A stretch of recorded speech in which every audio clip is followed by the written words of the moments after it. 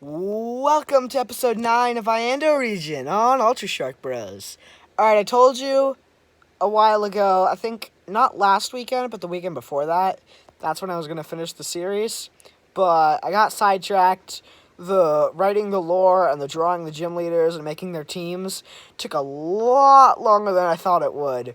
But we're here now, and it doesn't matter. So today, we're going to be going over the gym leaders and the Elite Four members and the champion.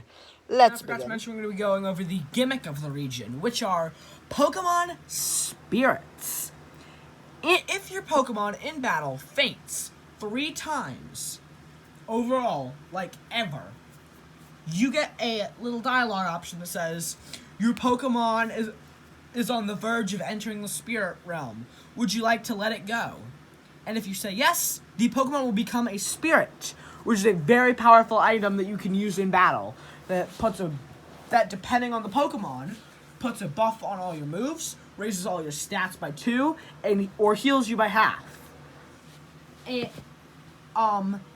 So you can choose to do it, or you can choose to keep it. It doesn't matter. It's not a very game-changing ability. It's just a way to have little special items that are always active that you can use. Although you can only use 1 spirit per battle. These might need to be buffed a little bit. I'm not that big on competitive, so I wouldn't know. But, yeah, that's my idea for the gimmick. It could definitely need some tweaking, but overall, that's my thoughts. Alright, time for the gym leaders. The Fort Zane gym leader is Matthew. All of the gym leaders are named and somewhat designed after my friends. So here's Matthew and all of the gym leaders. I am sick and tired of them being type-based. They have run that to death, and I'm tired of type-based gym leaders. So all of the gym leaders and Elite Four members have a theme in this region, and Matthew's theme is starter Pokemon. He has the 3 original starters, Faunus, Box, and Bloober, all level 10. And I tried to make him look kind of like a businessman crossed with, like, trainer school student, so, yep, there he is. He's like the principal of the trainer school. Next, we have the second gym leader from Southland, Allie. Allie's team is Limek, Hogaro, and Springift. And her entire team is, I just went through the book, and she pointed out all the cutest Pokemon, and here they are. So this is her team. And I kind of based her art off of JoJo Siwa, kind of. And I don't know, I think it ended up fine. Yep, there's Allie. She is the second gym leader. Next we have Tyler. Thanks, Chip. His entire theme is weather or wind-based. He has a Swablu, a Castform, and a Swirloosh. And he is a weatherman in this region. In the gym, you go through and fight other, like, news correspondents and, like, the people on set. You, like, interrupt the news broadcast for that night, and then Tyler comes out like, alright, what's happening? Why have you switched over to me? And then he fights you, because he's mad that you missed his shot on TV. So here he is, with a Swirloosh, because tornado, that makes sense. Next we have Heath, which, this is definitely one of the hardest gyms. Like, not quite Whitney level, but more like Karina level difficult. He has a Limerer, an Extendaconda, a Tractanger, and a Pestaticator. And his entire team is, it is industrial and, like, yeah, industrial themed, like steampunk. And he is from Indianapolis, so that makes sense. The big city has a industrial gym leader, and he's like a construction worker that's helped building a big building. Next we have Quentin. He is the Muddington gym leader. He has a Herdier, an Iandian Machoke, and a Braviary. And his team is war/America/battle themed. I'm terribly sorry for my drawings of Herdier and Braviary. I've legitimately never drawn these 2 Pokemon before, so I'm very, very sorry for how butchered these Pokemon. But yeah, Quentin is very big on America and the army and, like, battles and politics. So yeah, I thought this would be a good theme for him, and here he is. And he's like military general, and he has all his little badges. Cool. I think this design actually ended up pretty well compared to some of my other ones.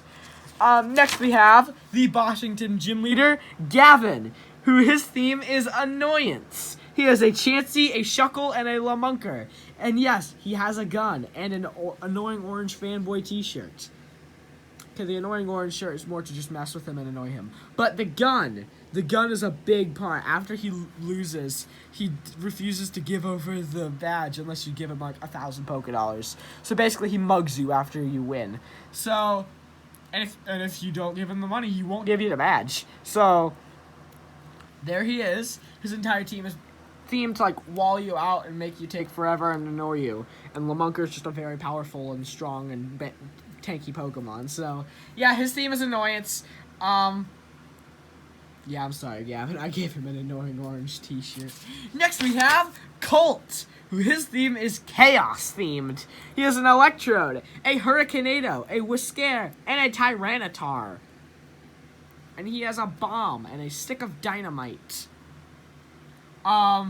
Yeah, he just wanted a Chaos themed team and didn't tell me any other information other than that, so I just made this. And Colt's hair is very poofy and works really well as an explosion specialist's hair because, like, exploded in their face. So, yeah, this is honestly one of my favorite gym leaders. Good job, Colt. You picked a good theme. And then this next one, I'm not going to tell you much about because, actually, I'm going to barely tell you anything about it. This is Coulter. He has a Spinda, a Dragalge, a Gengar, and a Drunk Bud. Now, you may be thinking, first of all, Cohen, what is his theme? And his theme is drunk and alcohol and, yeah, and Dragalge just because it's seaweed, and I feel like that would fit him. And your second question is, what the heck is Drunk Bud, and what are those things around his feet? Well, it's actually the final Pokemon I did not mention in one of the final videos, which is actually a mythical of the region. Are you ready for this?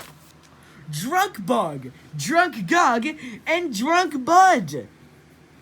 These Pokemon actually were all fully designed by Coulter. I did almost nothing in the design except help him with, like, the types and explain to him what Pokemon is. But he just said, hey, Cohen, I know you're about to finish your region things, but hey, can I design a Pokemon for your region? And I said, if it's good enough, I'll throw it in as a mythical or whatever. And he made this, and I actually hate how well designed it is. He can make better Pokemon than me, even though he's never made a Pokemon before. But yeah, he has a Drunk Bud as his ace. And I will not tell you anything about Coulter's character or what he is, because you'll learn about that in the lore video. But yes, that is all of the gym leaders and the final mythical of the region. Next, we gotta go on to the Elite Four, which all of the Elite Four have the exact same levels for their 4 Pokemon, so you can fight them in any order you want. Like in Alola or Kalos, or not in Galar, because Galar's Elite Four doesn't exist. So the first Elite Four member we have is Pauline, who she is an Ampharos, a Pop Brawl, a Pestaticator, and a Tractanger. Oh yeah, the Elite Four members I fully created. They're not based off of any of my friends or people I know. So, Pauline, she has a farm or agriculture-based team. Ampharos because it evolved from her sheep. Pop Brawl because it's corn. Pestaticator because it's a crop duster. And Tractanger because obviously. I don't have much to say on Elite Four members, except the last one, which is great. The second one is Andy 500. Who he has an Electrode, a Crobat, a Ninjask, and a Motorare.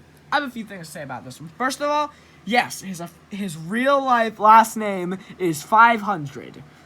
His parents are Samuel 500 and Janet 500. Those are their actual names.